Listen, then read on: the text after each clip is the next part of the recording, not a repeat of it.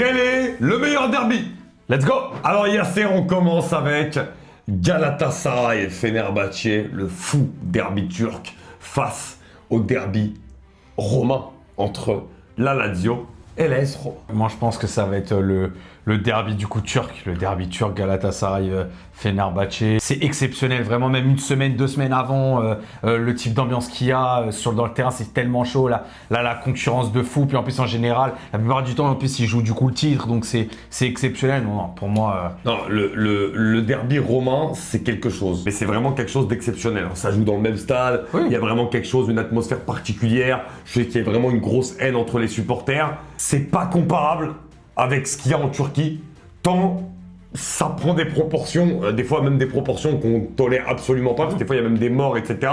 Mais en fait, il y a une haine et il y a un volcan dans ces moments-là. Le derby turc, il a une chaleur qui est comparable au derby qu'on peut voir en Argentine, qu'on peut voir en Grèce. Franchement, c'est incomparable pour moi. Il y a quelque chose qui se passe là-bas, qui est hors du commun. Ce derby-là, pour moi, il est largement au-dessus en termes de tout ce que ça représente du derby romain, sans rien enlever au derby romain, qui pour moi est un des meilleurs dans les grands championnats. En termes de compétitivité, la plupart du temps, ils jouent le titre. Ah bah oui, non, c'est des très gros matchs, Voilà, c'est ça. bien sûr. Donc il y a encore plus, Ouais. on pourrait mettre un truc en plus par rapport à la Lazio C'est vrai. et la Roma qui sont plus dans les 4, 5, au meilleur des cas, dans les 6 premières places. Ça joue pas trop le titre, mais on va faire abstraction de tout ça, mais dans la globalité, c'est plus Galatasaray. Galatasaray, Fenerbahçe.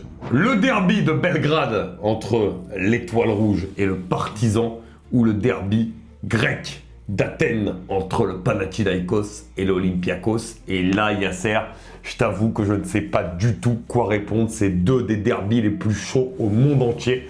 Il se passe des choses incroyables. Dans tous les Le sports. match, tu ne le vois même pas. Tellement il y a de fumée sur le terrain avec tous les fumigènes. Le stade, il est rouge à chaque fois de fumigène. Dans les 2 matchs, hein. Je sais pas s'il verra cette vidéo, mais un ancien joueur qui avait joué au Pana, Yacouba Silla, qui m'avait raconté que la veille à l'entraînement, les supporters du Panathinaïkos, la G13, venaient cagouler, limite pour menacer les joueurs, tellement ça avait d'importance pour eux. Franchement, en fait, ça prend des proportions, ces derbys-là, qu'on ne peut pas mesurer et qui dépassent même le simple cadre du football.